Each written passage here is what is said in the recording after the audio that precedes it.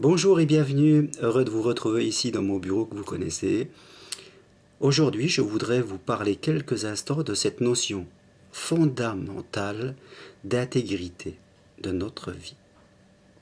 Alors, je définirai l'intégrité de notre vie par cette sensation dans le corps, cette émotion qui nous fait ressentir que nous sommes justes, peu justes, ou pas du tout justes avec nous-mêmes.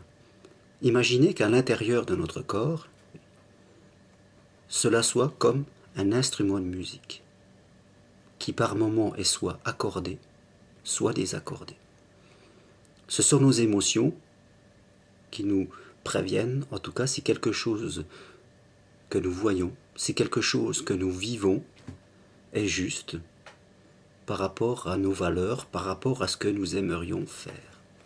Il est vrai que dans notre vie, dans notre enfance, nous naissons dans une famille où il y a des règles, des choses qui sont autorisées, qui sont même, je dirais, poussées, valorisées, et d'autres choses qui sont, en tout cas, dévalorisées, où l'on nous enseigne que vaut mieux faire cela de façon différente.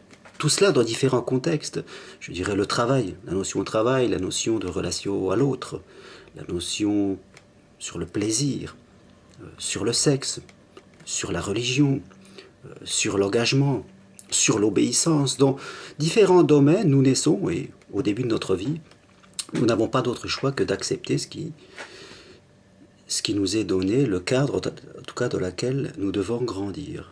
Puis au fur et à mesure des années, nous commençons à mieux nous connaître, nous apprenons des choses, nous rencontrons des personnes qui élargissent un petit peu notre vie, notre vision du monde et de nous-mêmes dans ce monde.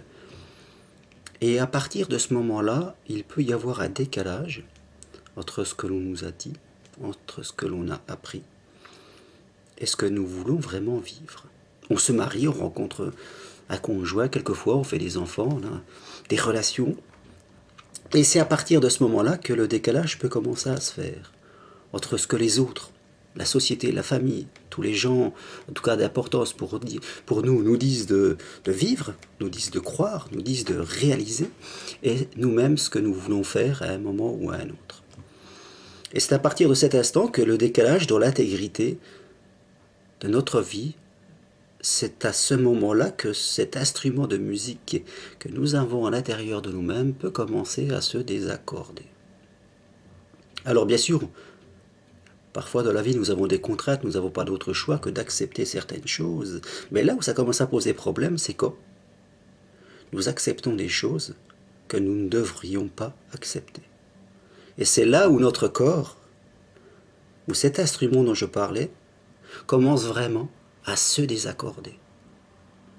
Et nous sommes là, passifs quelquefois, parce que nous culpabilisons, nous avons peur, nous avons en tout cas la crainte d'affronter l'autre, de changer, peur de nous engager. Et plus nous avons peur, et plus nous restons passifs, et plus cet instrument se désaccorde. Et plus notre corps, bien sûr, nous le fait savoir.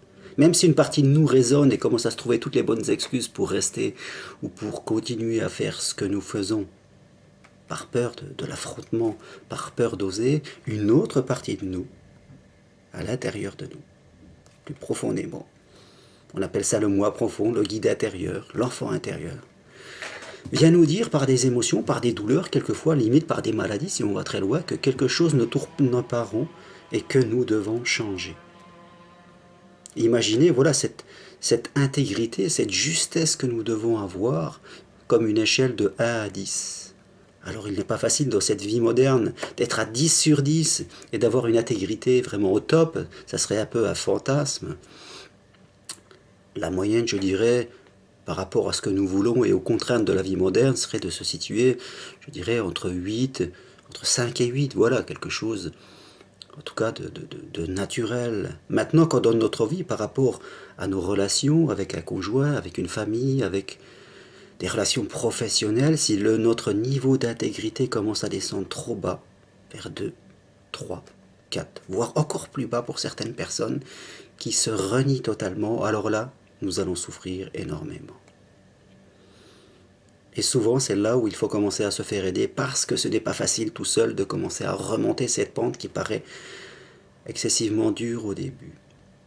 En tout cas, je vous invite à intégrer dans votre vie ce niveau d'intégrité, de vous demander tout simplement par rapport à ce que vous voulez, par rapport au, je dirais, à ce que votre guide intérieur vous fait ressentir comme émotion, à quel niveau vous êtes dans votre intégrité personnelle. Quel est votre niveau, en fonction de vos sentiments, de votre justesse intérieure. Notez-vous sur une échelle de 1 à 10. Faites cela autant pour votre vie professionnelle, pour votre vie sentimentale, pour votre vie familiale et pour votre vie sociale avec vos amis. Dans ces 4 domaines, évaluez votre niveau d'intégrité. Et en fonction des notes, dans le domaine le plus bas, voilà, c'est là peut-être qu'il va falloir évoluer. Réfléchir à ce que vous voulez vivre et mettre en place peut-être certaines actions pour faire remonter un petit peu ce niveau d'intégrité.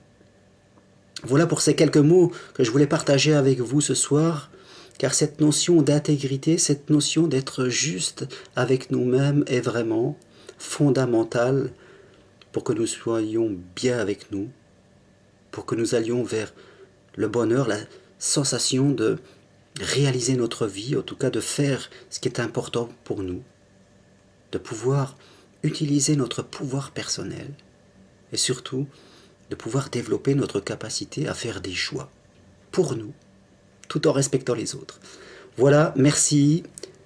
Retenez, évaluez votre niveau d'intégrité de vie et si nécessaire, élevez-le. Très bonne journée et je vous dis à bientôt. Merci, au revoir.